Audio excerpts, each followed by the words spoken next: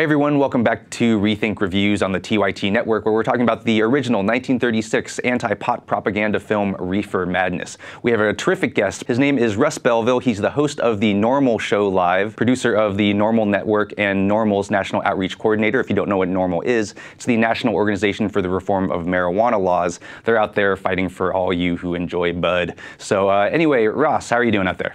Doing fantastic right here in Portland, Oregon. Thanks for having me on the show. So anyway, when I say the words Reefer Madness, what are the first things that come to mind? Well, of course, the film Reefer Madness depicts cannabis users as being out of control, homicidal, maniacal. But now Reefer Madness is kind of shorthand for the yellow journalism that's engaged by most of the members of the traditional media in trying to repeat some of the lies like the gateway theory or amotivational syndrome that have long since been debunked. How do you respond to that idea of pot as the scariest of the gateway drugs? Well, there's a natural progression in people's use of substances, and Representative Steve Cohen from Tennessee even pointed this out when talking to FBI Director Mueller a year ago or so, when he said the gateway theory doesn't work. Most people started on milk and then moved to Coke and Coca-Cola and then maybe bourbon and then maybe marijuana. It's as illogical as saying that if you buy a tricycle as a kid, you're likely to grow up to be a Hell's Angel. Sure, most of the Hell's Angels probably rode tricycles and bicycles as kids, but there's no correlation there. There's no causation between trying marijuana and trying other hard drugs. In fact, for every one cocaine user, there's 108 regular marijuana users out there. So it's not a very good gateway. And over the past few years, how has marijuana fared under an Obama administration? Well, a lot of this had some reason to at least have some hope for some change when we had heard Mr. Obama's proclamation that he inhaled frequently, and that was the point. He'd also written in his books that he had tried marijuana and even cocaine as a youngster, even selling them to some of his friends. So we had hoped that through his experiences, he would realize that indeed, you can try marijuana and still grow up to be president. Unfortunately, his track record has proven to be not as hopeful for any sort of change. The most recent FBI Uniform Crime Report figures show that Mr. Obama is still arresting as many marijuana users this year as the year prior. His budgets for the drug war are still tilted 2-to-1 in favor of incarceration and interdiction over any sort of rehab or treatment, just like Mr. Bush's budgets were. So when it comes to Mr. Obama, it's meet the new boss, same as the old boss. From what I heard, that NORML at one point was looking for marijuana to be legalized, purely for recreational use, and then that didn't really work. And then it went to sort of the medical marijuana argument. And believe me, I'm all for all-out legalization of marijuana. I'm wondering whether the idea of medicinal marijuana is, I guess maybe you'd say, a Trojan horse. Is it like a backdoor into total legalization? I mean, it reminded me a little bit of sort of like the evolution intelligent design debate, where it's like a slight tweak on it, but that might be a bit more palatable to more people. Medical marijuana is marijuana legalization, just for a smaller group. And will it lead, is it a backdoor way toward legalization? Well, in a sense, you could say yes, in that it's the crack in the wall of ignorance. Before medical marijuana, we had a situation where everybody believed, or most people believed, that any use of marijuana under any circumstances was deadly dangerous, a dirty habit, a terrible crime that must be prevented at all cost.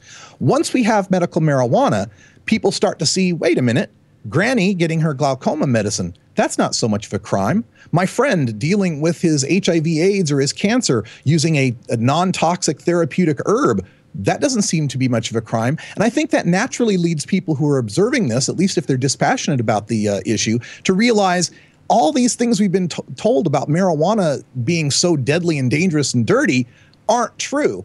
And in that way, I believe medical marijuana does lead toward legalization, because people start to realize, well, heck, if it's okay for sick people, why can't healthy people use it? And we have actually a question from one of our viewers. His name is Fifth Floor Tom. Hello, Fifth Floor Tom on Twitter. And he asked, has NORML considered forming a coalition with the VFW, Amnesty International, Red Cross, or similar organizations? Oh, absolutely. We try to engage as many other mainstream organizations in a whole bunch of different policy issues as possible when it comes to the marijuana issue. There's a lot of places where marijuana prohibition affects other people's issues that maybe they don't think about. For example, let's take a look at the National Rifle Association. They support Americans' Second Amendment rights to bear arms. However, people convicted of marijuana growing are drug felons, and they lose their Second Amendment rights. Here in the state of Oregon, we have a couple of sheriffs that are taking a case to the Supreme Court to be able to take away the concealed weapons permits from lawfully registered medical marijuana patients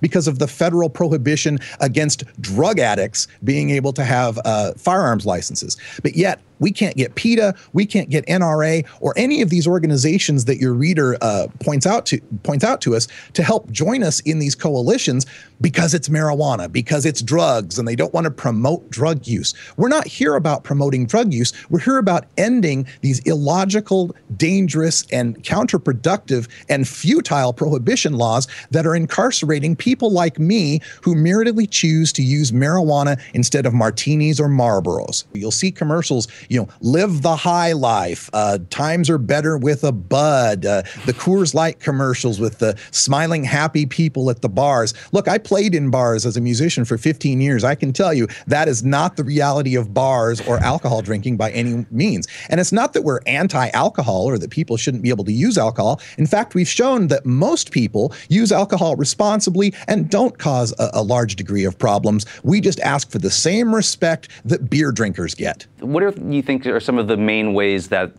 the media is failing American citizens in the discussion about marijuana? Look at the Motion Picture Association of America. They have ratings for films, right? G, PG, PG-13, R, and so on. There was a film that came out recently with Meryl Streep and Steve Martin and Alec Baldwin called It's Complicated. Now, this film was kind of a divorced comedy, adult show, but it didn't have anything that would get it an R rating. There was no nudity. There was no extreme violence. There was some saucy language, but no more saucier than your average PG-13 movie. However, that movie was forced to have to upgrade its rating from a PG-13 to an R because there was a scene where Meryl Streep and Steve Martin smoked a joint together and there were no repercussions for their characters. Think of how many sitcoms that go on between 8 and 9 where the main setting is a bar. Like How I Met Your Mother, like if they're not in an apartment, they're in the bar all the time. Cheers, whole movie, whole show for years set around a bar, and never going into the consequences of the alcoholism of these people who seem to spend every hour that they're not at work and not sleeping in a bar. This is one of the little-known rules in TV and movies is that as long as your characters suffer some sort of repercussion, they're killed or they go to rehab or they're arrested or something bad happens to them, it's okay to show their marijuana use because you're telling the morality tale that drugs are bad and if you use them, bad things will happen to you. If you don't show bad things happening to the drug users, those shows have to go on after 10 o'clock at night, or they have to be on cable, or they have to be rated R. Russ Belville, thank you so much for being on the show. It was really great talking to you. Thanks for having me on.